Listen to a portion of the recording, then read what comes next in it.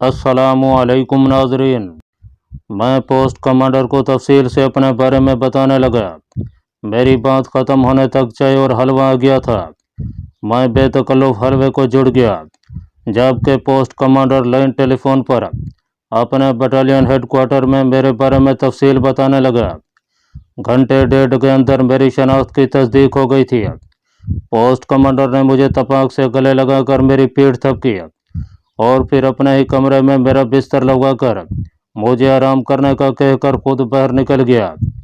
Left तरकिया की तरफ से वक्फे वक्फे से फायरिंग की आवाज़ें आ रही थीं।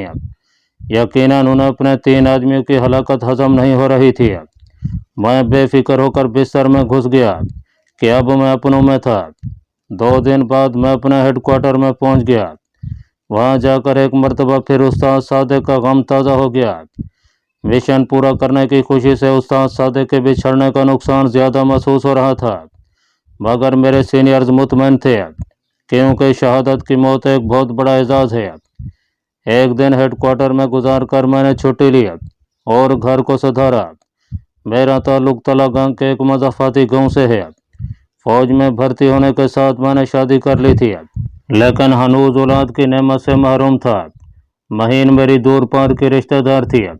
ये अलग बात है कि शादी से पहले हमने एक दूसरे को देखा भी नहीं था, लेकिन शादी के बाद हमारे दरमियान ऐसी मोहब्बत पैदा हो गई थी, गोया हम दोनों पैदा ही एक दूसरे के लिए हुए हों। अम्मी जान मेरे बचपन ही में वफात पा गई थी। उनके इंतकाल के बाद अबू जान ने दूसरी शादी नहीं की थी। गाँव में थोड़ी बहुत ज़मीन थी, बस वही काश करके वो मेरा और अपना पेट पालते रहे। FAC करने के बाद अबू जान का इरादा था कि मैं मज़ीद तालीम हासिल करूँ, मगर मैंने वालिद साहब पर मज़ीद बोझ बनाना गवारा न किया और पाक आर्मी में भर्ती हो गया। दौरान ट्रेनिंग ही मेरे निशानाबाजी की सलाहियत खुलकर सामने आ गई थी। यूनिट में जाने के बाद निशानाबाजी के मुकाबलों में मेरी इस सलाहियत में मज़ीद निखार आया और फिर इसी सलाहियत को देखकर मुझे स्नाइपर कोर्स के लिए कोटा जाना पड़ा। वो कोर्स मैंने इम्तियाजी नंबरों से पास किया और उस कोर्स में अच्छी पोजीशन लेने की वजह से मज़ीद ट्रेनिंग के लिए मुझे स्पेशल सर्विस ग्रुप यानी कमांडोज के पास भेज दिया गया। वहाँ भी मेरे निशानाबाजी की सलाहियत ने दूसरों को मुतासर किए रखा और फिर इस कोर्स में भी नुमाया पोजीशन हासिल करने के बाद मुझे खसूसी स्नाइपर टीम की ज़ेर निगरानी तरबियत दी जाने लगी।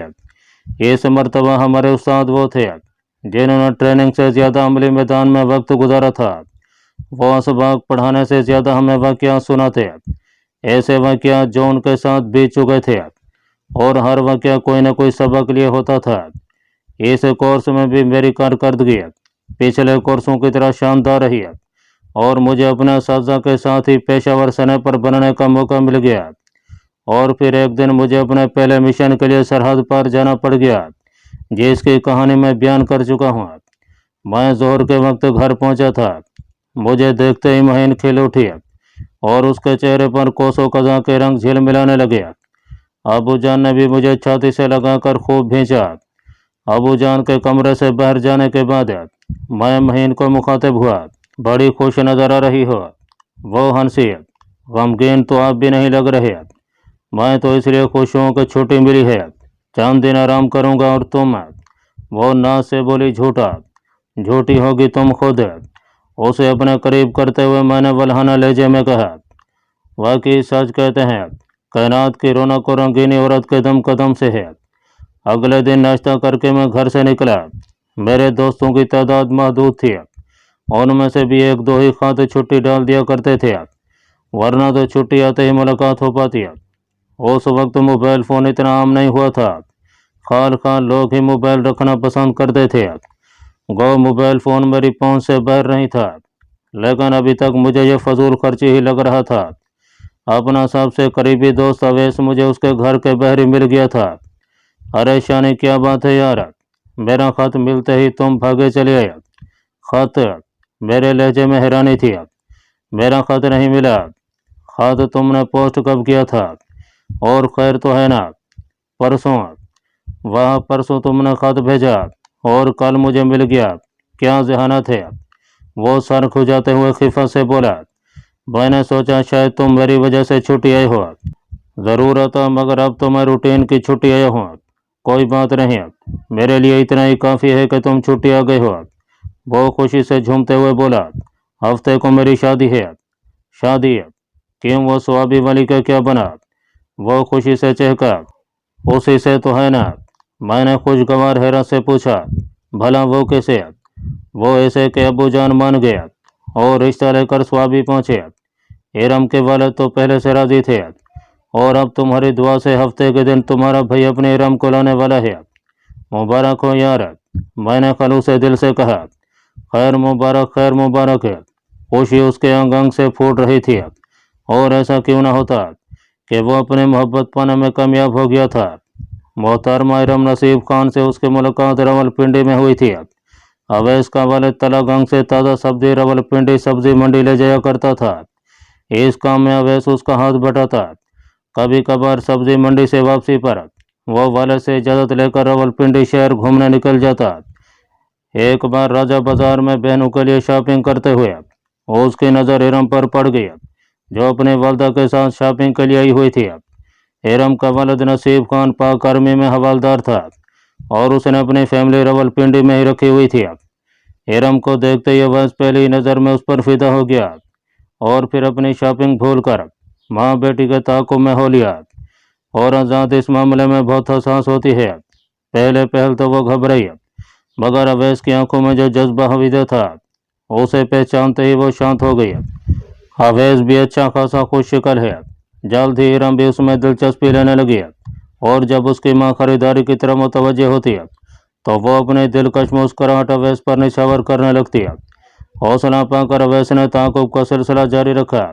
जब वो माँ बेटी वापस हुई तो वो भी उनके पीछे हो लिया। जिस सुजुकी में वो बैठी वो उसके पीछे लटक गया। आखिरी स्टॉप का किराया देकर वो उस जगह उतर गया जहाँ वो माँ बेटी उतरी और जब वो एक क्वार्टर में दाखिल हुई तो एक अजीब पागलपन के साथ उसने दरवाजे पर दस्तक दे दिया। नसीब खान बाहर निकला तो अवैस ने चंद मिनट बात करने की इजाज़त मांगी और फिर अपना मुकम्मल तारुफ कराकर बता दिया कि उसने आज उसकी बेटी को बाजार में देखा है और उसका ताक़ुब करते हुए यहाँ तक पहुँचा है और अब अगर नसीब खान इजाज़त दे दे तो वो अपने वालिद को उसके पास भेज दे। नसीब खान उसकी बात सुनकर शशदर रह गया था। उसने उनके सामने इस बात का इतराफ़ किया कि वह उसकी बेटी और बीवी का ताक़ुब करते हुए उसके घर तक पहुंचा है। बड़े हौसले, जुर्रत और दिलेरी की बात थी, मगर इश्क अजीब चीज़ है, उसके दमन में बुज़दिली की जगह नहीं पा सकती। नसीब खान चंद लम्हे तो कुछ बोलने के काबिल नहीं रहा, फिर फ़कत इतना कह सका, जवान पता भी है क्या कह रहे हो? जी सर, अवैस ने सादतमंदी से कहा, मैं आपकी बेटी को अपनी इज्जत बनाने के लिए आया हूँ। आप मना कर देंगे तो वापस लौट जाऊँगा और इसके बाद अगर मुझे यहाँ देख लिया तो जो चोर की सज़ा वो मेरी सज़ा। देखो जवान, आप बहुत बड़ी जुर्रत का इजहार कर चुके हैं। मेरी समझ में कुछ नहीं आ रहा कि क्या कहूँ, और फिर मैं रिवायती बाप भी नहीं हूँ कि बेटी की मर्जी जाने बगैर उसकी शादी कर दूँ। आप पूछ लें बेटी से, यकीनन वो मेरे ताक़ुब से बेखबर नहीं रही होगी। और नसीब खान ने भी उसे सजदर कर दिया। उसने भी उसी वक्त बेटी को बैठक में बुला लिया और पश्तो की बजाय उर्दू में उसे पूछा, क्या यह वो अवैस को जानती है? उसने नफ़ी में सर हिलाने पर इक्तफा किया था। इसने आज तुम्हें बाजार में देखा है और अब अपने वालिद साहब को यहाँ लाना चाहता है। क्या मैं इसे वालिद को बुलाने की इजाज़त दे दूँ? इस मर्तबा इरम का चेहरा शर्म से गुलनार हो गया। मुंह से कुछ कहे बिना उसने सर को झुका लिया। ठीक है बेटी, जाओ। बेटी को वापस भेजकर वो अवैस खान को मुखातिब हुआ, जवान, आपका यह फ़ेल अजीब लगता है मगर मुझे अच्छा लगा। आपने आजकल का बेहुदा तरीक़ाकार अपनाने की बजाय सादा और सच्चा तरीका अपनाया और ये इस बात का मज़हर है कि आपके मन में कोई खोड़ या मेल नहीं है। आप मेरी बेटी को भी वरगलाने की कोशिश कर सकते थे, मगर आपने ऐसा न किया। जब आप अपने वालिद को राज़ी करने की कोशिश करो, मेरी तरफ से हाँ है। अवैस खुशी से फूले न समाते हुए वापस घर आ गया। घर आकर उसने वालिद से बात किया, मगर वो उसकी शादी कहीं और करने का सोचे हुए था। उसने खुला इनकार कर दिया। 2-3 दिन बाद अवैस ने रावलपिंडी जाकर नसीब खान को सारी बात बता दी और ये भी कहा कि वो इरम के अलावा कहीं शादी नहीं करेगा। अगर नसीब खान उस पर थोड़ी और मेहरबानी करे और उसे चंद माह की मोहलत दे दे ताकि वो अपने वालिदैन को राज़ी कर सके।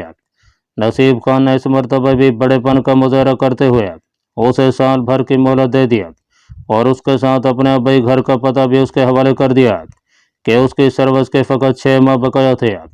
अवैस उसका शुक्रिया अदा करते हुए वापस आ गया और इसके बाद वो मुसलसल इस कोशिश में मसरूफ़ रहा कि अपने वालिद को राज़ी कर सके। वो सआदतमंद बेटा था, बाप की इजाज़त के बगैर शादी नहीं करना चाहता था। वालिद कब तक जवान बेटे की ख्वाहिश को टालता। आखिर 11 माह अवैस की मुसलसल मेहनत समझत ने उसे राज़ी होने पर मजबूर कर दिया। इस दौरान अवैस ने नसीब खान से रब्ता मुनक़ते नहीं किया था। वो बाकायदगी से महीने 15 दिन बाद नसीब खान से मुलाकात के लिए उसके गाँव जाता रहा। नसीब खान का ताल्लुक स्वाबी के मशहूर गाँव शेवा से था और जब वो रिटायर्ड होकर अपने गाँव चला गया तो वहाँ भी उसका आना जाना लगा रहा और अब वो मुझे कामयाबी की नवीद सुना रहा था। मुझे भी यह सुनकर बहुत अच्छा लगा था कि उसकी राह की सारी रुकावटें दूर हो चुकी थीं। हफ्ते की सुबह सवेरे सवेरे ही हमारा काफिला शेवा गांव की तरफ रवाना हुआ। 5 बड़ी बसों के अलावा 2 वैगनें और 4 कारें भी थीं। 3 बसों में औरतें सवार थीं। नौजवान लड़के बसों की छतों पर बैठे बैठे ढोल की थाप और शहनाई की सुरीली आवाज़ पर थिरक रहे थे। लड़कियों की बसों में भी ढोलक की आवाज़ के साथ नौजवान लड़कियों की तालियों की आवाज़ एक तसलसल से सुनाई दे रही थी। कुछ सुरीली और कुछ बेसुरी आवाज़ें भी गीतों की शक्ल में बुलंद हो रही थीं। अवैस के तमाम दोस्त एक ही वैगन में बैठे थे। सवाबी शहर से गुजरते हुए हम 8:30 बजे के करीब शेवा पहुंच गए थे। शेवा सवाबी से करीबन 20-22 किलोमीटर दूर है और काफ़ी बड़ा गाँव है, बल्कि उसे शहर कहना मुनासिब होगा। पठानों ने रिवायती मेहमान नवाजी का मुजाहरा करते हुए बारात के लिए बहुत अच्छा इंतज़ाम किया हुआ था। सबसे पहले मेहमानों की तवाज़ो मौसम की मुनासबत से ठंडे मशरूबात से की गई और इसके बाद निकाह पढ़ाया गया। निकाह के इख्तिताम पर खाने का बंदोबस्त किया गया था। पुरतकल्लुफ़ खाने के बाद रुखसती होना थी, मगर इससे पहले दुल्हन वालों ने एक छोटी सी शर्त रख दी कि रुखसती उस वक्त होगी जब दूल्हा या उसके दोस्तों में से कोई फायर के ज़रिए मतलूबा हदफ को निशाना बनाएगा। अवैस के दोस्तों ने बड़ी खुशी से यह शर्त कबूल की और मैदान में उतरे। गांव के नज़दीक एक छोटी सी पहाड़ी मौजूद थी। दुल्हन वाले बारात को लेकर पहुंच गए। गो नसीब खान जवान लड़कों को मना करता रहा कि यह तरीका पठानों में राज है, पंजाब में इसका कोई तस्वर नहीं, मगर जवान उसकी कहाँ सुनने वाले थे। सबसे ज़्यादा पुरजोश उसका सगा भतीजा था जो अवैस ही का हम उम्र था। लगता था इरम की शादी से उसे कोई ख़ास तकलीफ़ पहुंची थी और अब उसका कुछ तजराक करके वो बारात की बेइज्जती करके चुकाना चाहता था। पहाड़ी की बुनियाद में आसपास की ज़मीन से थोड़ी उभरी हुई जगह पर एक मुरब्बा फुट का एक शीशा लगाया गया था और करीबन 300 मीटर दूर से उसे निशाना बनाना था। उस शीशे को हिट करने के लिए आप लोगों के पास 10 गोलियां हैं। रहमत खान ने फ़ख्री अंदाज में कलाशनकोव दुल्हा की तरफ बढ़ाई। आप खुद फायर करना चाहें या आपका कोई दोस्त अपनी महारत का सबूत देना चाहिए, ये आप पर मुनहसर है। लेकिन अगर 10 गोलियों में निशाना न बना सके तो फिर दुल्हन लेने के लिए आपको कल आना पड़ेगा और ये हमारी रिवायत है। ये रिवायत हमारे पंजाबी भाइयों पर लागू नहीं होती है। नसीब खान ने जल्दी से अपने भतीजे की तरदीद की। चाचा जान, रिवायत तो रिवायत होती है और लड़के वालों के लिए लड़की के ख़ानदान की रिवायात का पास करना ज़रूरी होता है। अवैस का वाले जल्दी से बोला, हाँ, मगर कोई ऐसी रिवायत हो जिस पर अमल भी किया जा सके। हमारे जवान हथियारों से ज़रा दूर ही रहते हैं, हालांकि हथियार मर्द का जेवर हैं। यकीन मानो, अगर मैं अपना गाँव की कोई लड़की बुला लूँ तो 10 गोलियों में से वो भी इस शीशे को निशाना बना लेगी। रहमत खान, गलत बात है, मेहमानों से ऐसे बात नहीं करते। नसीब खान ने अपने भतीजे को डांटा। चाचा जान, मर्दों से मर्दानगी की ही तवक्को की जा सकती है। रहमत खान ने नसीब खान की बात को दरखोर इतना नहीं समझा था। अवैस ने बेबसी से दाएं बाएं देखा। मैं जानता था कि वो फायर की अबजद से भी वाकिफ़ नहीं है। हमारे बाकी दोस्त भी इस मामले में कोरे थे, लेकिन रहमत खान की बात ऐसी नहीं थी कि हमें गुस्सा ना था। अवैस ने सर झटकते हुए कलाशनकोव पकड़ी, निशाना लगाने की जगह की तरफ बढ़ा। 1 मिनट अवैस, मैंने उसे रुकने का इशारा किया। रहमत खान की तरफ मुतवज्जे हुआ। रहमत खान, क्या अच्छी निशानाबाजी का मुजाहरा ही मर्दानगी की अलामत है? उसने इस्तेज़ाई अंदाज में कहा, हमारे यहाँ तो है। मैंने पूछा, मतलब जो आपसे अच्छा निशानेबाज होगा वो आपसे बेहतर मर्द होगा? बेशक, मगर आप लोगों में यकीनन ऐसा कोई नहीं है जो मुझसे अच्छा तो क्या सिर्फ मर्द होने का सबूत ही दे दे। उसकी बात पर हमें तो क्या नसीब खान को भी गुस्सा आ गया था। रहमत खान, तुम हद से बढ़ रहे हो। चलो कोई निशानाबाजी नहीं होगी। बेटी का बाप मैं हूँ और मैं अपनी बेटी के लिए कोई ऐसी शर्त ज़रूरी नहीं समझता। चाचा जान, आपकी बेटी हमारी भी कुछ लगती है और इसके लिए रिश्तों की कमी नहीं है कि हम अपनी रवैयात दूर झटकने पर मजबूर हो जाएं। बदतमीज़। नसीब खान गुस्से में उसकी तरफ बढ़ा, मगर मैंने जल्दी से उसका हाथ थाम लिया। एक मिनट चाचा जान, आप गुस्सा न हो, मैं मसला हल कर देता हूँ। ये कहकर मैंने अवैस के हाथ से कलाशनकोफ लेकर कहा, रहमत खान, अब जबकि आपने हमें मर्दानगी का सबूत देने पर मजबूर कर ही दिया है, तो ज़रा इस शीशे के दाएं बाएं थोड़े थोड़े फासले पर 2 शीशे और भी गाड़ दें। उसने तज़ैया लहजे में पूछा, तो आप 10 गोलियों से 3 शीशों को निशाना बनाएंगे? मैं मिसर हुआ, आप शीशे तो लगवाएं। उसने अपने एक दोस्त को 2 शीशे देकर हदफ की तरफ दौड़ा दिया। बारात में मौजूद लोगों में जोश की लहर दौड़ गई थी, क्योंकि बात अब आम रिवाज से हटकर चैलेंज की तरफ फिर गई थी। अवैस की आंखों में इस तरह भलकोरे ले रहा था, और क्यों न होता कि उसकी दुल्हन का मामला था। वो लड़की जो जाने कब से उसके ख्वाबों में बसी हुई थी, एक फरसूदा रिवायत की वजह से उसके मिलने में 24 घंटे की तखीर होने वाली थी। गो वो मेरे बारे में जानता था कि फ़ौजी होने के नाते मैं राइफल के इस्तेमाल से अच्छी तरह वाकिफ़ हूँगा, मगर फिर भी इतनी दूर से छोटे से शीशे को निशाना बनाना उसे निहायत मुश्किल नज़र आ रहा था। उस लड़के के वापस आते ही मैंने कलाशनकोफ की मैगज़ीन उतार कर मैगज़ीन में भरी तमाम गोलियां बाहर निकालीं, और फिर रहमत खान की तरफ 5 गोलियां फेंक कर मैंने बाकी की 5 गोलियां मैगज़ीन में भर लीं। तो आप 5 गोलियों से 3 शीशों को निशाना बनाएंगे? रहमत खान ने तंज़िया लहजे में पूछा। नहीं, मैंने नफ़ी में सर हिलाया। 2 गोलियां सिर्फ कलाशनकोफ को जांचने के लिए हैं, इसलिए पहली 2 गोलियां मैं किसी पत्थर पर फायर करूंगा। जब मर्द होने की निशानी दुरुस्त निशाना लगाना है तो फिर किसी गोली को खता नहीं जाना चाहिए। दोस्त, बढ़ के मरना बहुत आसान है। इस मरतबा रहमत खान के लहजे में पहले वाला इस्तेजा गायब था, लेकिन यहाँ से 3 गोलियों पर 3 शीशे तोड़ना नामुमकिन है। ये मेरा दर्द सर है। ये कहकर मैं ज़मीन पर बैठ गया था। अच्छा, अगर आपने 3 गोलियों में एक भी दुरुस्त निशाना लगा दिया, अगर तीनों हिट ना हुई तो हम खाली हाथ जाएंगे। मैंने उसकी बात पूरी नहीं होने दी थी। ज़ीशान, अवैस ने घबराहट भरे लहजे में मुझे पुकारा। मैं पुरतमाद लहजे में बोला, फिक्र मत करो अवैस, आज मैं अपनी बहन को लेकर ही जाऊंगा।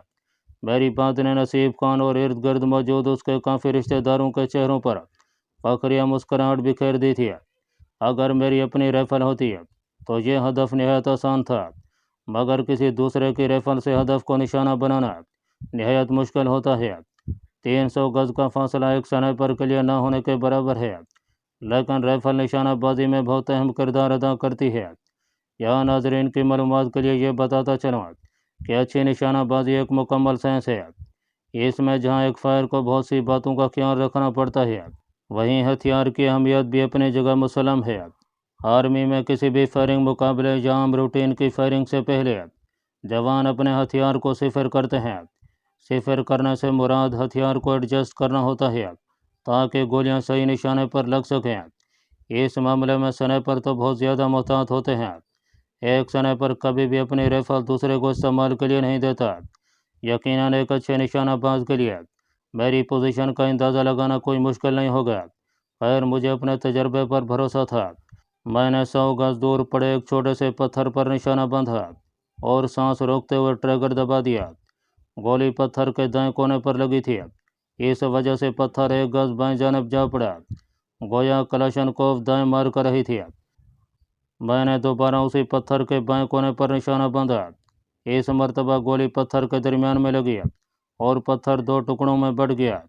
मैंने पीछे मुड़कर रहमत खान की आंखों में आंखें डालकर कहा, पहले दाएं तरफ वाला शीशा, फिर दरमियानी और आखिर में बायां, और सामने मुड़कर निशाना साधने लगा। सबसे अच्छी बात यह थी कि इस वक्त हवा बिल्कुल साकिन थी। ورنہ ہوا فائر پر بہت زیادہ اثر ڈالتی ہے۔ سونے پر سہاگا کہ سورج بھی میری پیٹھ پیچھے چمک رہا تھا، جو نشانہ بازی کو مزید تقویت دیتا ہے۔ کلاشنکوف کے ریئر سائٹ پر 1200 تک ریچ لگائی جا سکتی ہے، مگر ایک انسانی آنکھ ٹیلی اسکوپ یا کسی دوسرے خارجی ذریعے کے بغیر 300 سے 400 میٹر تک صحیح نشانہ لگانے کی صلاحیت رکھتی ہے۔ ہتھیار بھی دوسرے عموماً اس نہج پر تیار کیے جاتے ہیں۔ 300 میٹر کے بعد شخصی نقطہ اور گولی کے ملاب میں فاصلہ بڑھنے لگتا ہے۔ یوں تو گولی بہت زیادہ فاصلے تک جا سکتی ہے، مگر نشانے کی درستی نشانے باز کے منتخب کیے گئے فیصلے تک ہوتی ہے۔ مثلاً اگر آرمی میں زیادہ استعمال ہونے والی رائفل G3 کو دیکھیں تو اس کی کارگر رینج 300 میٹر ہے۔ اگر اسی G3 کے ساتھ ٹیلی اسکوپ سائٹ لگا دیں تو اس کی کارگر ریچ 600 میٹر ہو جاتی ہے، جبکہ G3 کی گولی 3.5 کلومیٹر تک ایک انسان کی جان لے سکتی ہے، لیکن 3.5 کلومیٹر تک گولی کو منتخب ہدف تک پہنچانا ناممکن ہے، بلکہ کارگر رینج کے بعد ہدف کا تعین گولی خود کرتی ہے۔ گو بہت پرانے فائر کارگر رینج کے بعد 100-200 میٹر تک اپنے تجربے سے کچھ نہ کچھ اندازہ لگا کر ضرور کامیاب فائر کر لیتے ہیں، مگر یہ ان کا ذاتی تجربہ ہوتا ہے۔ عام لکھائی پڑھائی میں یہ بات نہیں آتی۔